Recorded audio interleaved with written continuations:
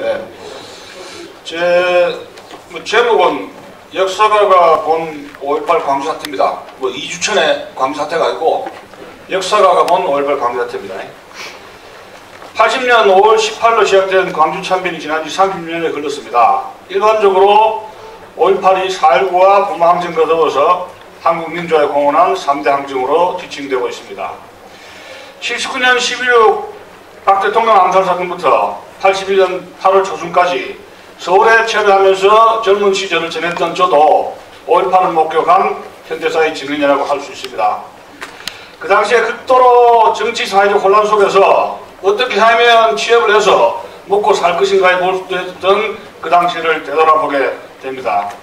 사실 제가 5.18 역사 전공자가 아님에도 불구하고 5.18로 인해서 이런 자리에 서게 될 줄은 꿈에도 예상하지 못했습니다.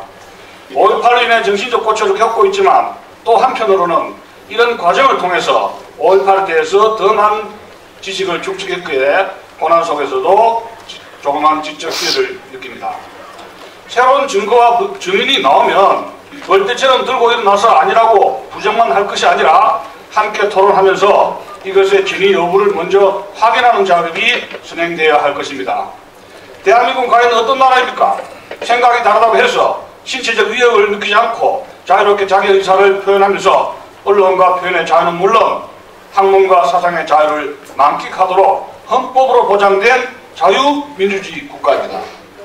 그런데 이런 것이 무시되고 걸핏하면 광주 시민의 명예를 운운하면서 지역감정을 들먹이고 고약한 마녀 사냥으로 공포감을 조성하는 바 이는 자칫하면 1인 독재보다 더 무서운 가공할 대중독재 매스 딕테이터십의 시대가 개막된 느낌을 지울 수가 없습니다. 소위 광주에서의 민주화운동이 자기 생각을 다르다고 해서 다른 사람들의 입을 봉쇄 협박하고 마음에 안 드는 언론사를 위협하는 것이 그것을 위해서 민주화 투쟁을 했던 것인가를 묻고 싶습니다. 맞습니다. 5.18을 민주화운동이 아닌 다른 수정주의적 시각에서 연구한 한국 현대사 전공자를 찾지 못하니까 할 수 없이 의무적으로 나오게 된 결과 이 시점까지 와버리고 말았습니다. 5.18 진실을 밝히는 노력은 한국 현대사 전공자들이 외면하는 분위기 속에서 부득이 홀로 총대를 맨 느낌을 지울 수가 없습니다. 국가운동객들이나 애국 시민들은 이렇게 불만을 토할 것입니다. 도대체 역사가들은 무엇을 하고 있었는가? 할 수 없이 제가 그 따가운 비판을 들을 수밖에 없는 상황에 처해 있습니다. 특히 5.18의 조명은 왜 필요합니까? 저는 그것을 6가지로 꼽고 있습니다. 첫째로 한국전쟁 이후 민군 최대의 사상자가 발생한 초대형 사건입니다. 두 번째, 90년대 법원의 판결이 80년대 초 5.18 광주사태 당시 국민들이 인식했던 것과 너무나 거리가 있었던 위헌성 시비가 크다는 점입니다. 맞습니다. 셋째, 한국 사회의 친북 작용하여 물꼬를 터버리고 말았습니다.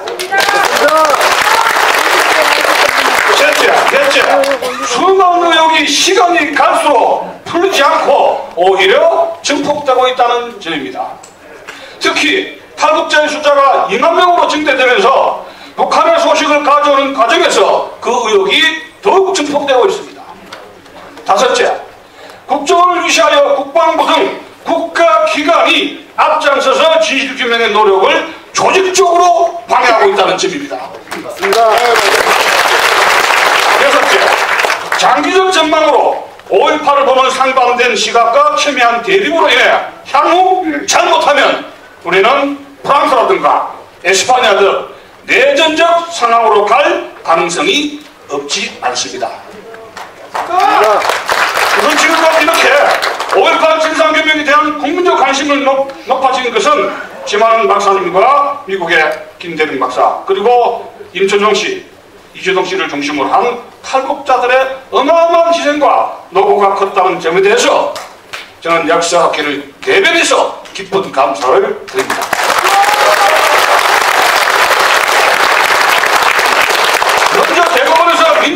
중요한 판결이 나오게 되는 역사적 배경을 보면 정치적 색채가 농후한 느낌을 지울 수가 없습니다. 한마디로 말해서 5.18이 민주화 운동으로 정착되는 과정은 90년대의 유행병인 민주화의 광폭 속에서 좋게 말하면 여야 정치인들의 정치적 타협에 의해서, 나쁘게 말하면 정치 보복 내지 여론몰이식으로 우여곡절 끝에 정리된 것입니다. 5.18 광주 문제는 88 올림픽 시절에 국회 청문회에서 국민의 관심을 끌었고 전두환, 노태우 등 5.60 세력들이 권좌에 물러나면서 본격적으로 사법부에 의해 재심에 들어갔습니다. 93년도 3당 통합에 의해서 권력을 장악한 김영삼 대통령은 노태우 비자금 정국을 돌파하는 승부수로서 5.60 세력의 단죄를 결심해서 결국 안양교도소에 전두환, 노태우 두 전직 대통령을 구속 감방에 쳐넣었습니다. 그러다가 5.18 국회 특별법 97년 제정을 통해서 5.18 광주 사태는 민주화운동으로 인정받았고 그에 가담한 주동자들은 민주화운동 유공자로서 인정받고 보상을 받았습니다. 그리하여 김대중 노무현 정부를 거치면서 누구도 감히 그에 대해서 이의를 제기하지 못한 채 성역화되었습니다. 5.18 민주화운동이라는 공식은 정통주의 세력으로 콘크리트처럼 꽝꽝 굳어졌습니다. 그런데 5.18은 유혈의 창극이나 사상자의 규모로 볼 때 4.19나 부마항쟁과는 비교가 되지 않는 창극이요 불상사였던 것입니다.